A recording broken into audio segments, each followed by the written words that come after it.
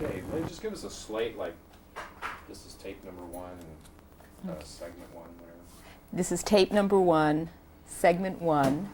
We're here with Joe Hurst at the barn, and we thought we would get his thoughts on the museum and tell us about where it's all coming from.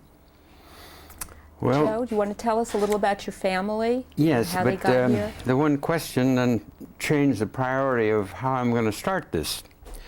Where did it all come from? Well, my great-great-grandparents on my father's side came to Ohio in 1832. They brought quite a few of the artifacts here from England. Then they came from Ohio in 98, and they established in Whittier, and they had a cigar store. It's on the main corner of Whittier now. Joe, can we take a time out? We had a little technical glitch. Yeah, my finger bumped it. Okay. Just start. Joe, you can just Same start, question. Start from your... Start from the beginning? Start from the beginning. Sorry. Sorry about that. Okay. This all started when the Hurst family moved from England to Ohio in 1832. 2 of the houses are still there on Dover Road. The 3rd house that my great-great-grandfather built burned here 40, 50 years ago, but the site is still there. It's identifiable. But they brought all these artifacts from England, and then when they came from Ohio to Whittier, and in 98, they brought a lot of stuff with them. How did they get to Whittier? Was it? They came by rail. As a matter of fact, they had one complete boxcar that they loaded with, you name it. It was complete. They sent that, I think, a month ahead of their trip out here. And so... Sorry, didn't mean to bust in on something. So anyway, they came to Los Angeles.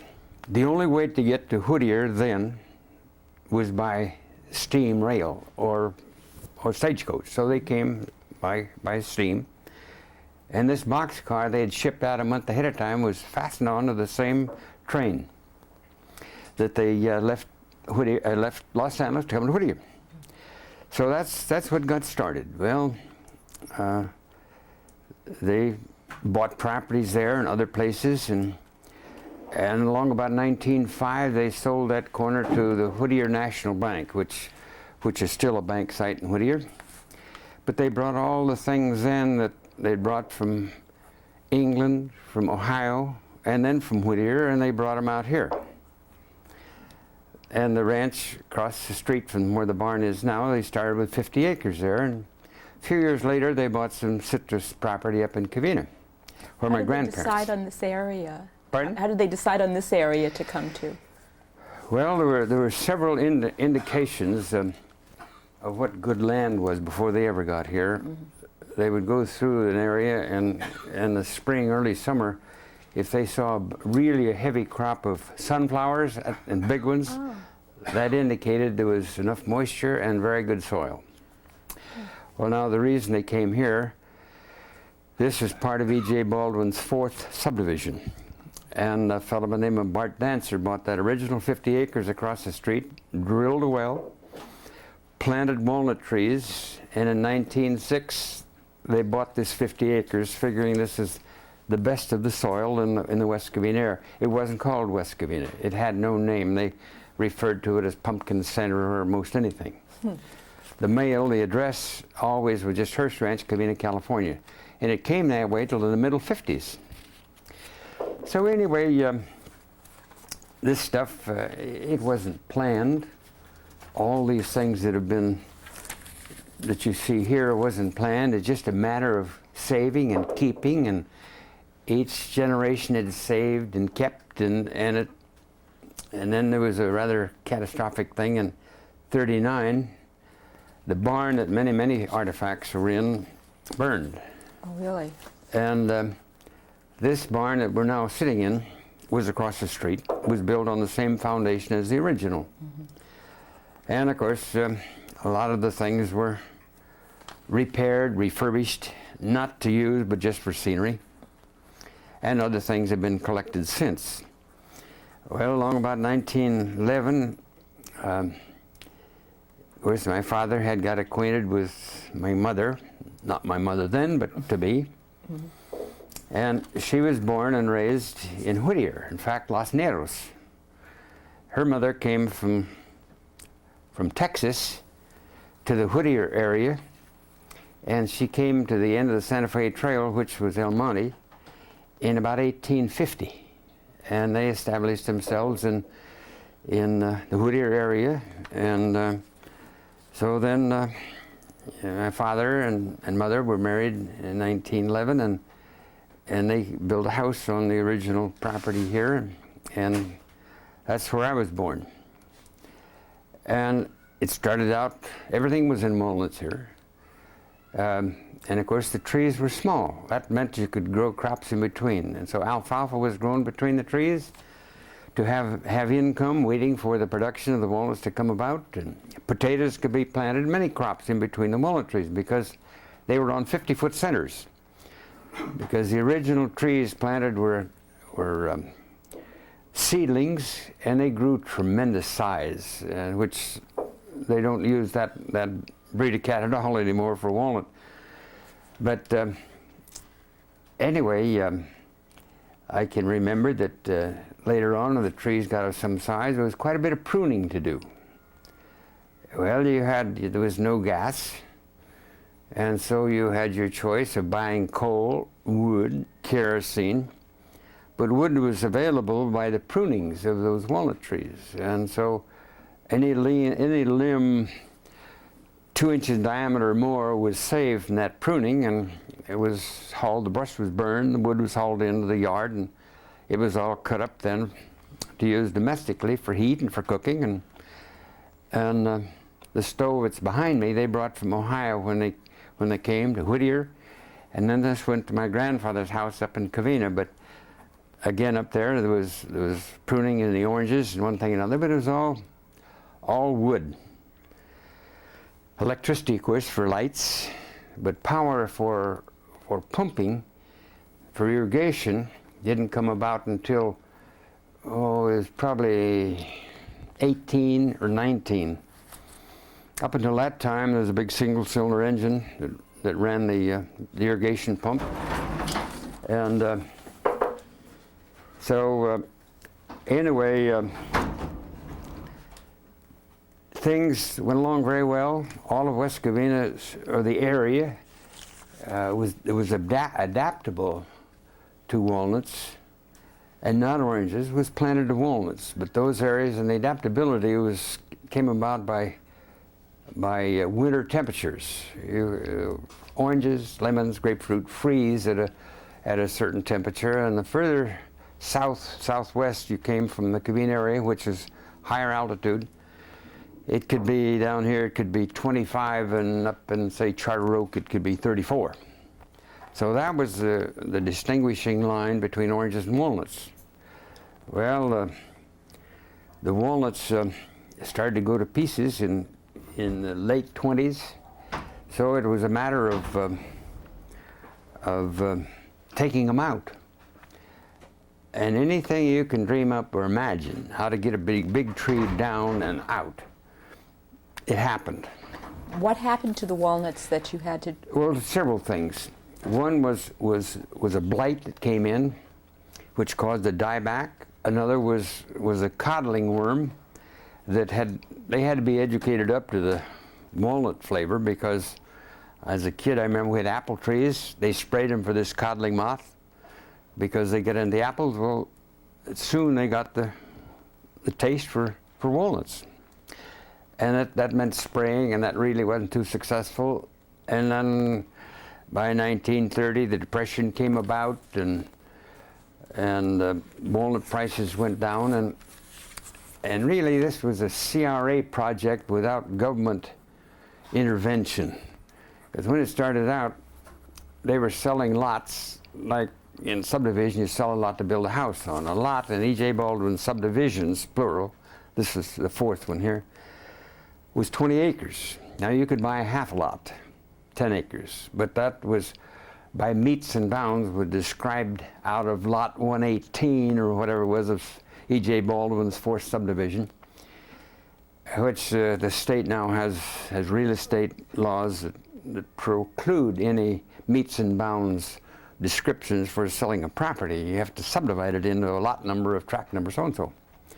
So a lot of people came out here, and then of course when you bought 50 acres you could sell off by meets and bounds, 10-acre parcels, whatever you want. So a lot of people had 5 and 10 acres.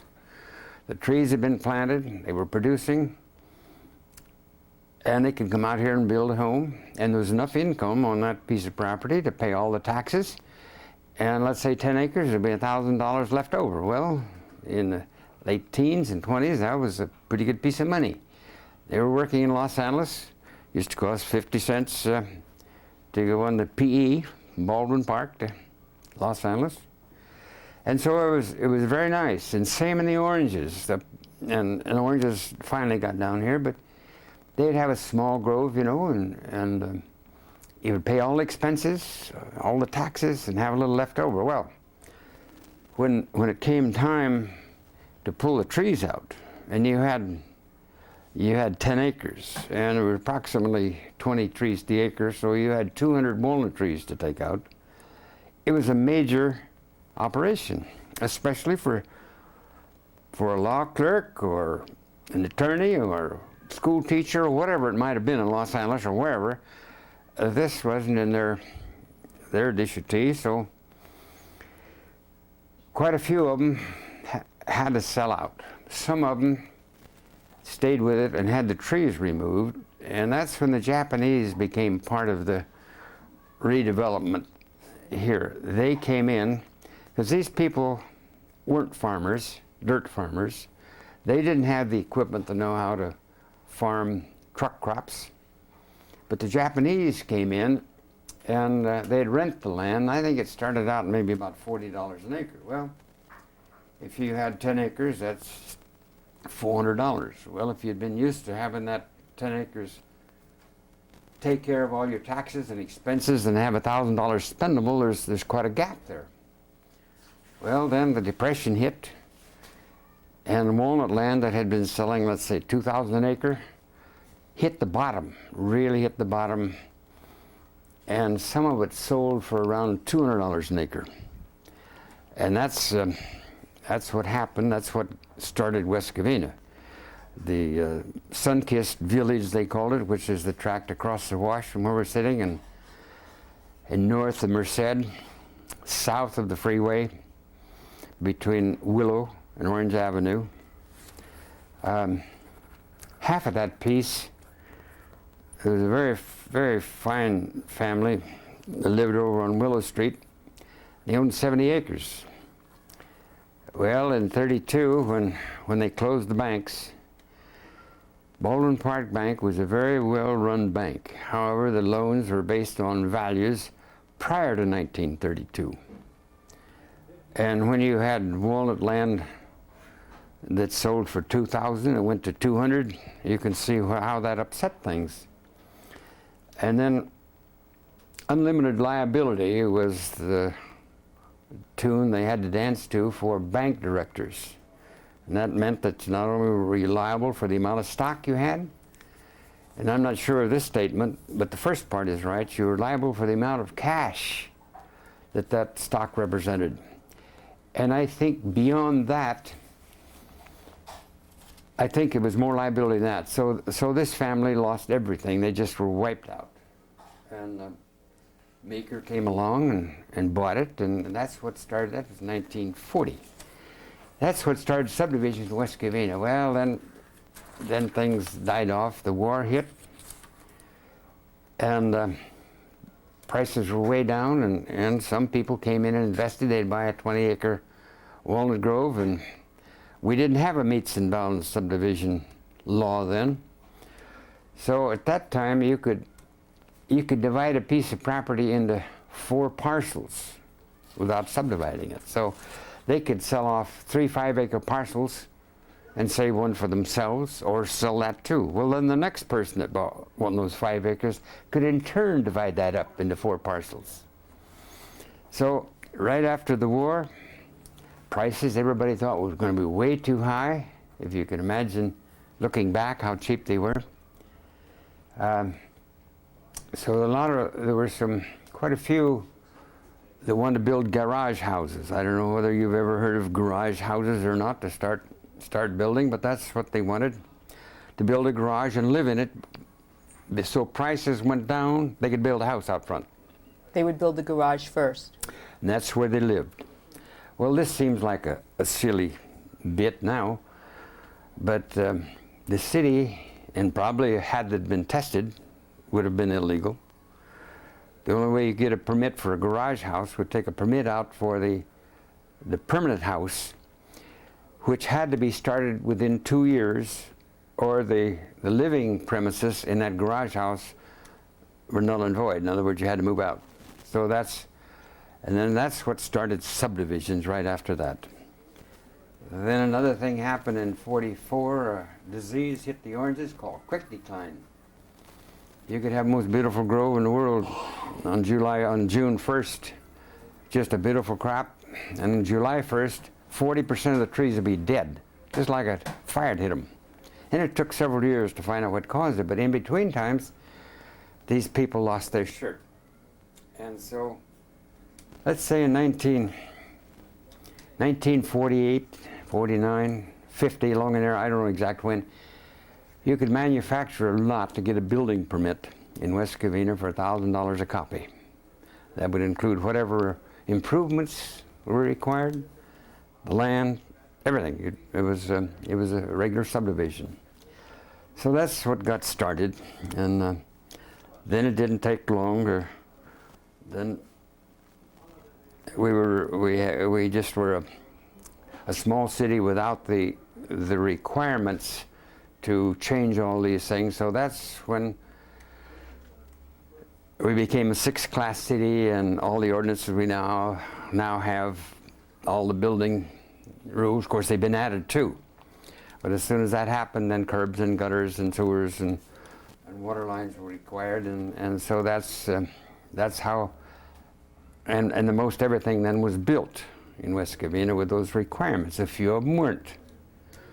But I know in the Meeker tract that wasn't required, and so later on, the city told the people that if they would pay for the pavement, hook up the street, the city would put in the curb and gutter.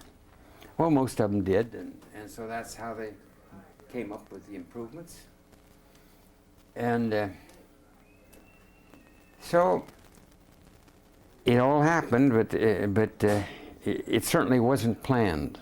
It was these catastrophic things in agriculture that put an economic burden on the owners they couldn't hold, they couldn't handle. That's what it forced it. Well, you were mayor from 1952 to 1956. Mm-hmm. Looking back on it, is there anything you would have done differently then? I suspect that I wouldn't have been there if I'd have known then what I know now. I think I would avoid it. No, I think you have to be a little egotistical to think you can do as good a job or better than somebody else. And we did have a lot of acreage, and a lot of property was being sacrificed. And we were still farming. All that was being farmed, and we were making a good return on a good price per acre. And we weren't willing to move from that situation and then we traded for other properties and did this sort of thing. A good example on Sunset over there, it's a condominium concept now. It's halfway between Merced and Francisquito. A Japanese fella, Hide and Hiro Kian, owned it. And I have no idea what, it was a cooperative thing that they developed it on. But I think that the Kian brothers realized on that 20 acres something like $4 million for property, where, let's say in '58, they would have received about 6,000 an acre, you see, or 120,000. Well, there's a lot of difference between 120 and 4 million. So that's what happened to the values and why so many houses were built all at one time. Demand, anybody that had been to California before they went to the Japanese Theater War, by God, had to come back to West Covina, not West Covina, but Southern California. And these nice little homes around here, they were selling for around, $15,000-16,000. They were nice 2- and 3-bedroom houses. So that was a lot of money then, but today, I mean, it's a very small amount. How much did the population grow at that time? It was Well, quite- I can't give you an exact figure, but I think, let's say in 42, there were 4,000 people in West Covina, and in 55, there were 55,000. And it was known as the fastest growing city in the United States, and that's nothing anyone would want to strive for, because when that happens, there's one thing that happened that I recognized then, and I've seen since by in Bork's book and one thing or another. One of the problems we're having now, and he gave these figures, let's say in the decade between 20 and 30, as I recall, let's say 35 million children were born. Between 30 and 40, let's say 38 million children were born. And a little more than that, up to 50. Well, then starting at 50, it was 80 million. And the next, 90 million. Well, what happened here, I remember there was one tract on the corner of Lark Ellen and the freeway. It'd be on the northeast corner, 50 acres. And it was built all in one chunk, and it was occupied just immediately. And then all these young married couples, fine people, all of them, but they had been taken out of their hometown or wherever they came from, where their elders pretty well ran things, and they came out here. Well, immediately they had to take care of things. Things were going to pieces, and so they became very interested, and that's when very vociferous public hearings had to be held, and you get the opinions of the young people, which, tempered with experience, is what we need. But these people came out here with no experience, and that was one of the reasons that we have had some of our problems today. Not that these people were problem people, no.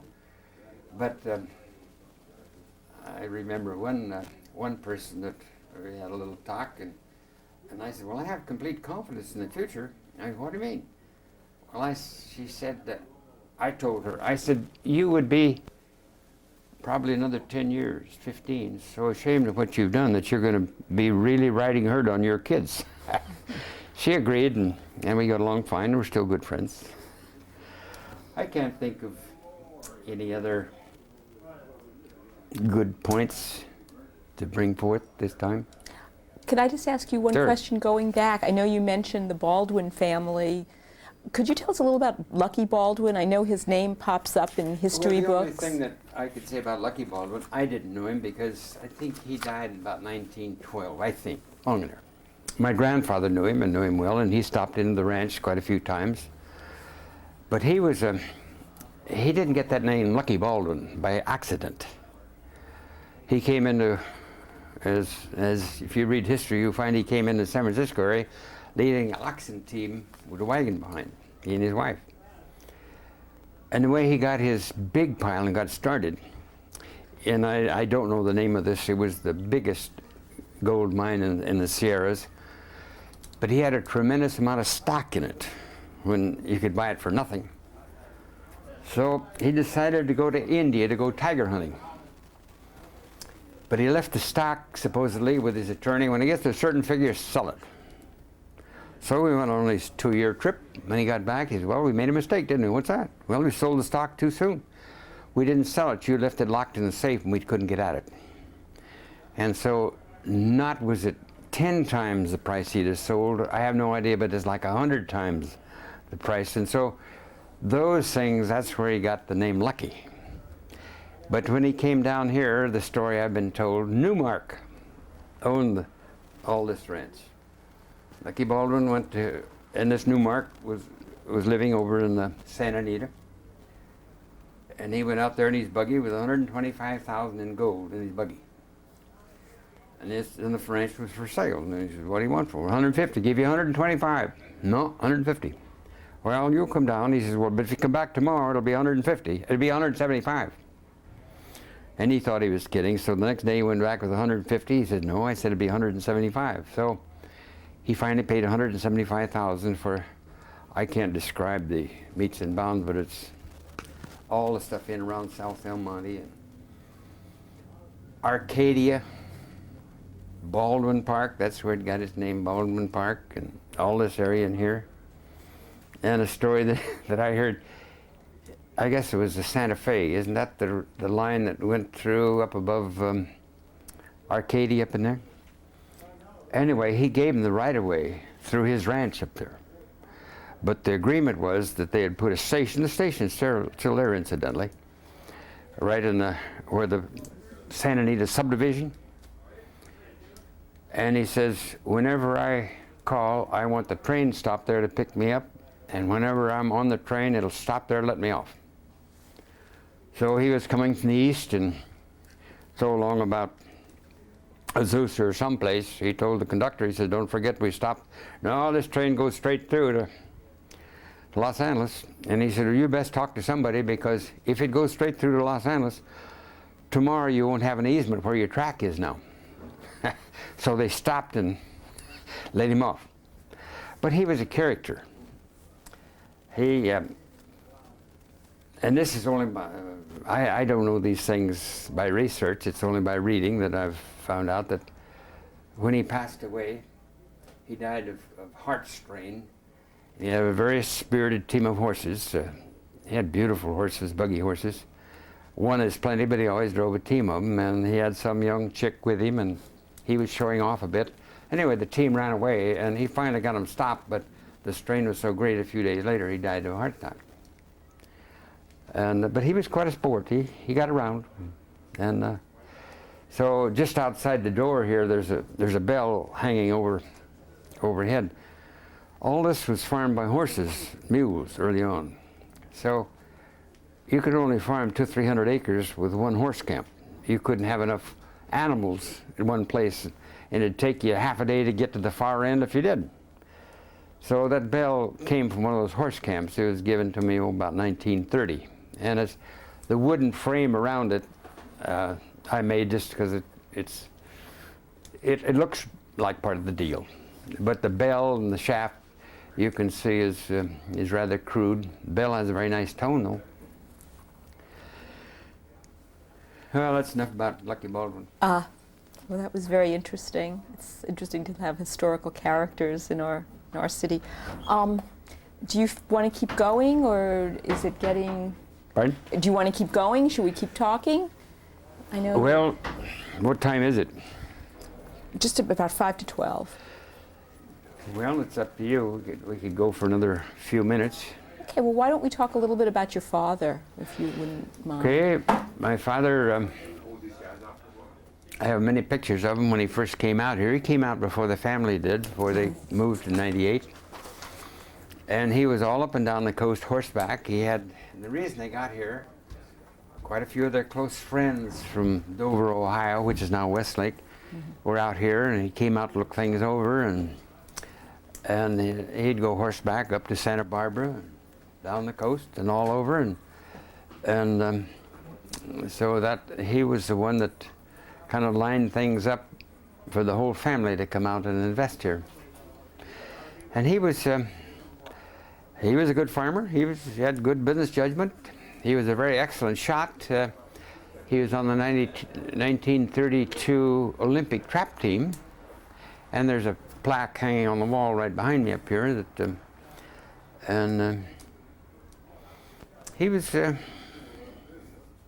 he did a good job. We seem to have a lot of foresight in terms of coming here. Yes, and my grandfather the same way. And he had a lot of foresight. They bought property down in Huntington Beach. And of course, the old saying is, the harder you work, the luckier you get, you know. Well, he really worked at it, looking around and investing here and there and one thing and another. And of course, my mother, being a native daughter, they got along fine, and her father was accidentally shot in, I think it was 1916. In fact, the old double-barrel shotgun is over in the gun collection now. It was a hammer gun. It was standing in the corner out on the porch. And he reached over to get it, and one of the hammers caught and went off. And then my grandmother then built a home in Whittier and sold the ranch down on the corner of Sorensen Avenue and King Lane. Now, King Lane was after the name King. King Lane is now Washington Boulevard. Sorensen Avenue is still that. It's named because the Sorensen family, half a dozen of them lived on that street from Whittier Boulevard down to King Lane. And so there was a lot of history with all the family. He must have seen a lot of changes in his life. Yes. Yeah, and I just, before you got here, I was reading a book of Zane Grey. It's not his Western stories. It's about Zane Grey, the explorer and the sportsman. And when I read that, and it was such a short time ago, I've got a picture here someplace of my father in Catalina with a display rack behind, let's say, 8 or 10 fishermen, half-day boat, and there's probably 50 albacore hanging on this rack. And I thought, gee, that must have been something. Well, in 1913, he was telling about the bluefin tuna. It was so thick between Catalina and the coast. The Japanese and one other nationality, I forgot, came in with nets a half a mile long by 400 feet, and they would net, or just thousands and thousands of ton of bluefin tuna between Catalina Island and San Pedro along the coast there. And now, well, they're fished out. But that was such a short time ago, you know? It's amazing. 80 years ago? 90? I think that's enough for right at the moment. Well, this is a lot. Enough doesn't even cover it. I've told you more than I know, probably. Well, we never know that. You said it convincingly enough. Well, thank you. I think it's all, some of the numbers might be a little off, but not The far. numbers aren't the interesting tells the part, story. it's the stories. So we'll be able to come back and you can start telling us about what Oh we yes, see there are here. so many things that have happened, you know, here that. Anyway, it's certainly a great place to live, and I think we're blessed with another great thing too. I just really realized what the modern building codes have brought about. When I saw a house that was torn down and another one rebuilt, with, I would say, with $15,000 spent before a stick of wood went up, with some shear walls and one thing and another to keep the earthquakes from shaking them down. Of course, got to knock on wood. In this area here, we have been blessed with quakes not heavy enough to really do much damage. Just a little crack with plaster here and there. We have never lost a brick off a chimney. Now you can't say that for Whittier, all along the foothills. Back, 100 years ago, clear out in Hemet and out there, they had devastating, much worse than they've had recently. They just leveled everything. So we're very fortunate. We got pretty good climate. Did we have floods like they're having up north? Pardon? Back when you were younger, did they have floods here like they're having up north? I've seen pictures. You mentioned floods. I've got a picture in 1913 of a Model T, a 1913 Model T Ford, coming north on Orange Avenue, just about in front of where the barn faces Orange Avenue now, with water up to almost the top of the radiator. Not quite. And the windshield, instead of being straight up and down, the top half was straight up and down, but the bottom, well, let's say the 2/3, and the bottom third sloped a little bit back. And faintly you can read U.S. mail on that. I guess the mail didn't go through that. Well, Walnut Wash was not confined. It went wherever it pleased. What really defined this strip down here, the fellow that owned it, in the spring he wanted to plant some pumpkins or something, and of course the wash had been here, had been there, every place. He used a plow, moldboard plow, and a moldboard plow turns ground completely over. So when you go along, you leave a furrow. So he started, let's say 20 feet to one side of where he wanted to go, started plowing out. So when he came back on the other side, 20 feet the other side, he went down through the drought. So when he wound up, there's what they call a dead furrow in the middle. Let's say 2 feet wide and 10 inches deep. But all this, it did determine a little ditch. Well, that's what coaxed the Mother Nature to use that portion from Orange Avenue down. That's what started where it is now. That's amazing.